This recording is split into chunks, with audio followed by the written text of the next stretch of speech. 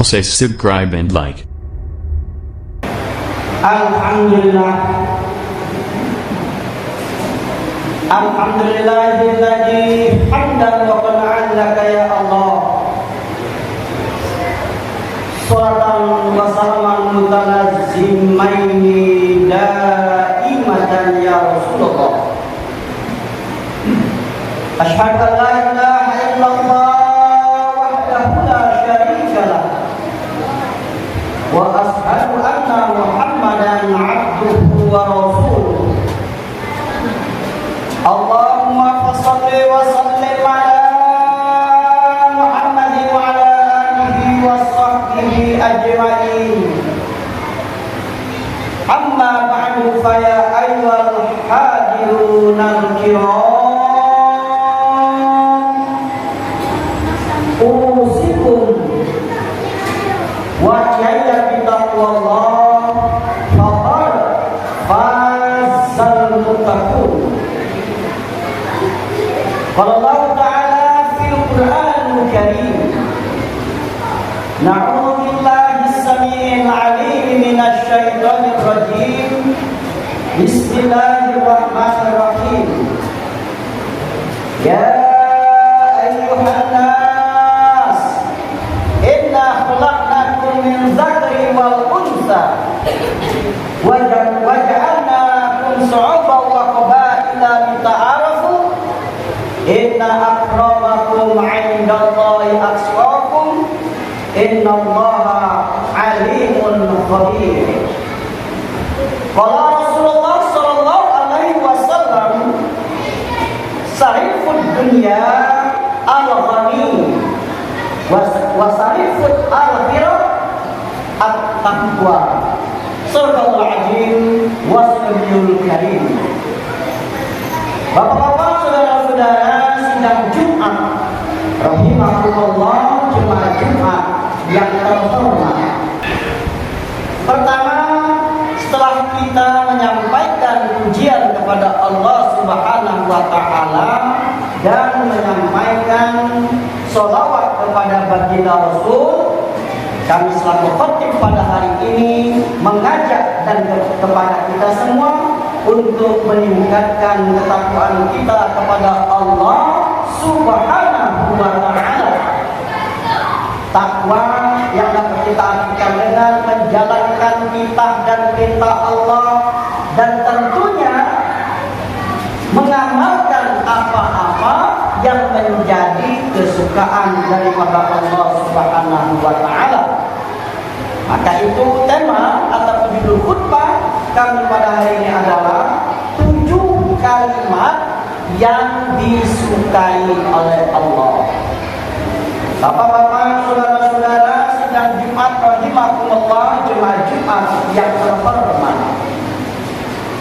Keinginan kita tentunya kita kepengen mulia di sisi Allah dan mulia di sisi malaikat, dan kita inginnya diampuni dari dosa-dosa dan merasakan lezatnya daripada kenikmatan taat kepada Allah, yang mana disebut dengan merasa nikmatnya kelezatan taat kepada Allah. Kita merasa senang ketika melakukan ketaatan-ketaatan itu, dan tentunya kita juga kepengen bisa memperoleh ketika kita hidup maupun ketika kita mati penuh dengan kebaikan-kebaikan. Jadi makhluk jemaah Jumat yang Allah beri rahmat, ada seorang ulama besar yang hidup pada masa Bani Umayyah. Bani Umayyah itu adalah masa setelah kekhalifahan Khalifatul Rasyidin. Ada 4 khalifah. Nah, setelah itu disebut masa Bani Umayyah. Nah, ulama ini dikenal sebagai ahli fikih. Beliau ini juga dikenal sebagai cendekiawan muslim pada masanya. Beliau adalah Al-Imam Abu Laits As-Samarqandi. Adapun yang ingin kita kutip dari Sesungguhnya apa yang kita ingini, yang kami sebutkan di awal tadi, baik itu kemuliaan, diberikan pengampunan, diberikan kebaikan dunia dan akhirat, diberikan kebaikan ketika hidup maupun mati, ini mudah sekali untuk diperoleh. Bagaimana caranya? Paling tidak kata Al-Imam Abdul Lais As-Samarqandi ini, kita setidak-tidaknya melafalkan, mengucapkan kalimat-kalimat yang disukai oleh Allah Subhanahu wa ta'ala. Kalimat ini tentunya sangat kita kenal dengan baik, kita hafal dengan baik. Namun yang jadi halnya adalah, bisakah ini menjadi satu zikiran kita, satu kebiasaan kita di dalam kehidupan di dunia ini? Bapak-bapak, saudara-saudara, sidang Jumat rahimahullah, Jumat yang terhormat. Adapun 7 kalimat itu, yang pertama adalah kita mengucapkan kata basmalah, mengucapkan kata bismillah ketika kita memulai pekerjaan apapun. Mengerjakan sesuatu, awali dengan basmalah, awali dengan bismillah. Kenapa bismillah? Di dalam kitab tafsir Imam Ibnu Katsir, beliau mengatakan basmalah ini mengandung unsur keberkahan. Artinya apa? Ketika kita melakukan sesuatu yang tidak diawali dengan basmalah, itu tidak akan memperoleh keberkahan. Selain daripada itu juga, apabila tidak diawali dengan kalimat Bismillahirrahmanirrahim, ketika kita melakukan sesuatu, maka setan pun akan turut bersama kita. Apakah kita akan makan, apakah kita akan minum, apakah kita akan tidur, apabila tidak mengucapkan kata basmalah, setan akan mengikuti kita.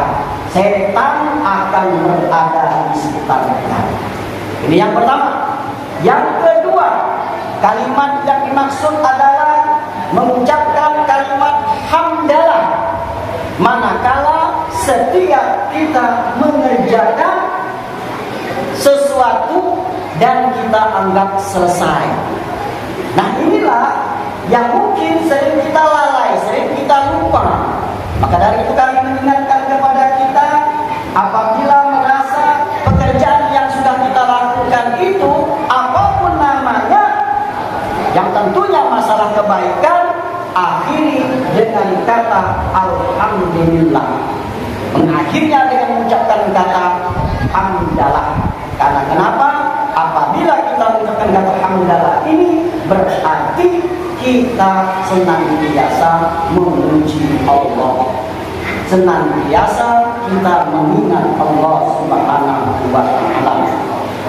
Adapun yang ketiga, kalimat yang disukai oleh Allah Subhanahu wa ta'ala, mengucapkan kata istighfar. Istighfar artinya kita mengucapkan astagfirullah. Kapan kita mengucapkan kata astagfirullah ini? Paling tidak ketika kita merasa, ketika di dalam pembicaraan kita atau perbuatan kita, Allah sadarkan kita itu adalah hal yang tidak benar, itu adalah maksiat kepada Allah. Kita lupa bahwasanya itu adalah sesuatu yang tidak disukai oleh Allah.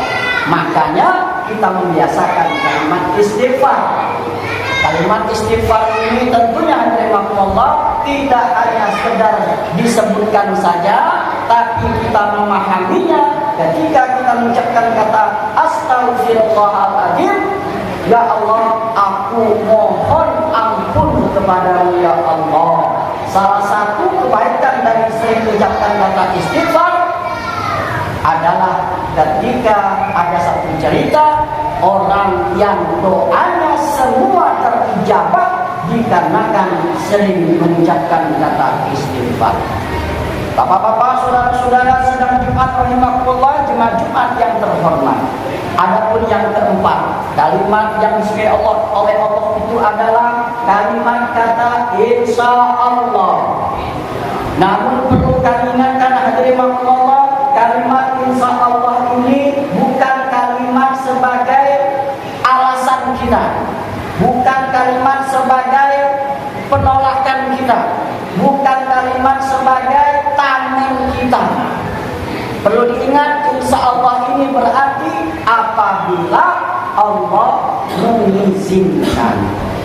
Misalkan pada suatu saat kita ada sahabat kita, ada saudara kita meminta tolong kepada kita, atau meminta datang ke rumahnya, atau meminjam uang kepada kita. Janganlah kita mengucap kata insya Allah apabila itu hanya sekedar alasan saja ketika kita tidak mau memberikan pertolongan itu. Ingat, kata insya Allah itu adalah sebenarnya menjaminkan Allah. Jangankan Allah, kita saja kalau dijaminkan oleh orang lain, sementara orang lain berkhianat tentang jaminan terhadap kita tadi, tentunya Allah marah, tentunya kita marah. Nah, apalagi Allah. Jadi sesungguhnya kata insya Allah itu adalah lazimnya apabila jika kita ingin melakukan sesuatu yang bersifat sementara, melakukan sesuatu yang kita pasrahkan kepada Allah. Di dalam niat hati kita memang kepengen bantu, memang kepengen nolong, memang kepengen datang, memang kepengen memberikan pinjaman, dan selebihnya kita kembalikan kepada Allah.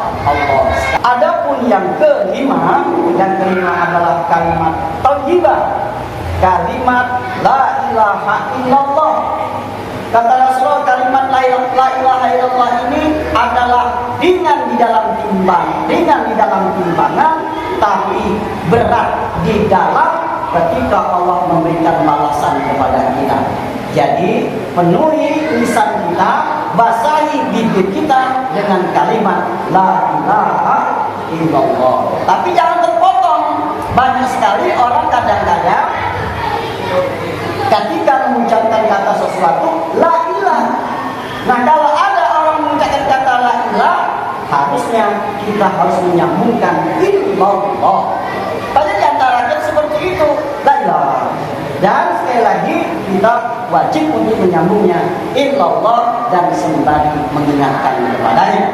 Selanjutnya yang keenam adalah mengucapkan kata la haula wala quwwata illa billah, manakala kita melihat atau menemukan sesuatu yang kita tidak sukai. Dan yang terakhir, secara singkat kami katakan, kita mengucapkan kalimat istirja. Apa kalimat istirja? Istirja itu adalah kalimat inna lillah wa inna ilaihi raji'un. Apabila kita menghadapi sesuatu yang kita tidak senangi, apabila satu musibah kepada kita, bukan hanya sekedar kematian saja. Orang kadang-kadang beranggapan ketika dikabarkan bagaimana kabar saudara kita, dia dalam keadaan sakit, kita mengatakan innalillah. Kalau kita bereaksi, oh dia belum mati. Perlu kami tegaskan, kalimat istirja itu, kalimat innalillah itu bukan untuk kalimat kematian saja. Tapi kalimat ini bisa kita katakan apabila kita menemukan ada sesuatu yang kita tidak ingin. Karena kenapa? Inna lillahi wa inna ilaihi raji'un, artinya sesungguhnya kita adalah punya Allah dan kita akan kembali kepadanya. Demikian kita akan sampaikan. Mudah-mudahan kalimat ini akan menjadi suatu kebiasaan kita, satu yang kita akan dakwahkan di dalam kalimat-kalimat dalam lisan kita.